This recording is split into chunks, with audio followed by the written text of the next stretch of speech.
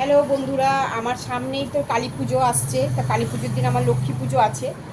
তো তার জন্য আমি কি করছি যে একটা দেখো বন্ধুরা, আমি কিছুটা নারকেল আমার এইদিকে ছিল, তাই নারকেলের আমি একটু নাড়ু করে রেখে দিচ্ছি। এটা আমি ঠাকুরের দিকে করবো না, এটা আমি আমার এই দিকটায় রাখবো, কারণ কালী পুজোর দিন তো উপোস থাকি, বেশি করতে পারবো না, অল্প করে করবো ওই দিকটায়। আর একটু চিনি মাখিয়ে নিলাম। এটা দেখো, এবারে পুরো নারকেলটাকে পুরো গুড় দিয়ে চিনি দিয়ে মাখিয়ে তারপরে বসিয়ে দেবো।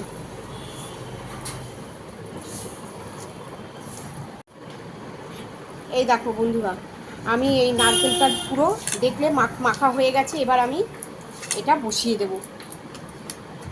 আমার শাশুড়ি মা থাকতে আমরা 3 বউ মিলে আর মা মিলে এই নাড়ু ফাড়ুগুলো করতাম। এখন তো আর কিছু করার নেই, একাই করতে হবে। হ্যাঁ, হয়ে গেছে এটা মাখা, এবার বসাবো। এবার এটা ইন্ডাকশানে আমি বসিয়ে দিলাম, এবার আস্তে আস্তে হবে।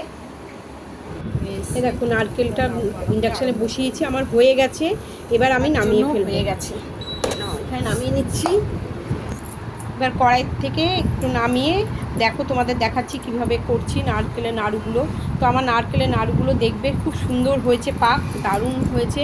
তো তোমরা দেখতে থাকো। এই দেখো বন্ধুরা, নাড়ুগুলো করছি এইভাবেই। সব নারকেলের নাড়ুগুলো আমি একে একে করে ফেলেছি, তোমরা দেখো।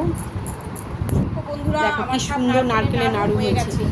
তোমরা দেখতেই পেলে নারকেলের নাড়ুগুলো সব আমার করা হয়ে গেছে। কেমন হয়েছে অবশ্যই কমেন্ট করে বলো। তো পরে আরও নাড়ু করব, তখন তোমাদের সঙ্গে আবার শেয়ার করব। Tata, bye bye. তোমাদের সঙ্গে শেয়ার করব। তো এখন রাখছি।